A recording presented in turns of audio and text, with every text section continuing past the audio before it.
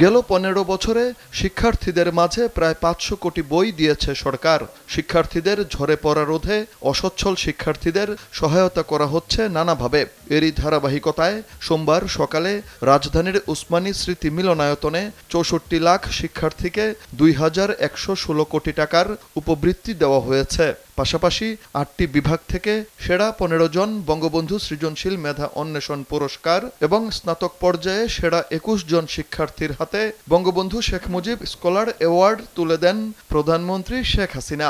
আপনি আমাদেরকে বানের জলে ভেসে যেতে দেননি।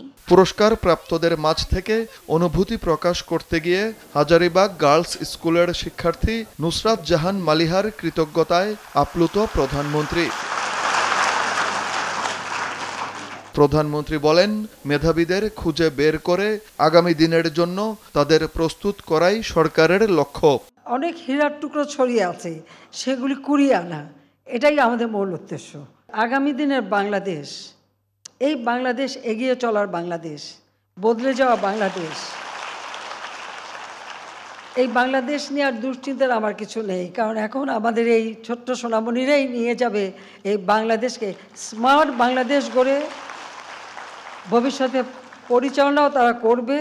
শিক্ষার্থীদের চতুর্থ শিল্প বিপ্লবের উপযোগী করে গড়ে তোলা হবে বলে জানান সরকার প্রধান। আর এজন্যই শিক্ষাবান্ধব নতুন শিক্ষা পদ্ধতি করা হয়েছে। আওয়ামী লীগ সরকার দায়িত্ব নেওয়ার পরে পাঠ্যপুস্তক, পাঠ্যপুস্তকের শিক্ষাক্রম সব কিছু আমরা পরিবর্তনশীল বিশ্বের সাথে তাল মিলিয়ে এই যে সৃজনশীল শিক্ষার ব্যবস্থা, মেধা অন্বেষণ, মানে এমনভাবে শিক্ষার ব্যবস্থাটা করা যে আগ্রহ নিয়েই ছেলেমেয়েরা পড়বে। আর কেউ একটু সমালোচনা করলেই অমনি সেটার জন্য ভীত হয়ে যেতে হবে, আমি এটা বিশ্বাস করি না। আত্মমর্যাদাবোধ, আত্মবিশ্বাস, এটাই মানুষকে শক্তি দেয়। কাজে আমি আমাদের শিক্ষার্থী যারা তাদেরকে এটাই বলবো যে সব সময় এই চিন্তাটাই করতে হবে।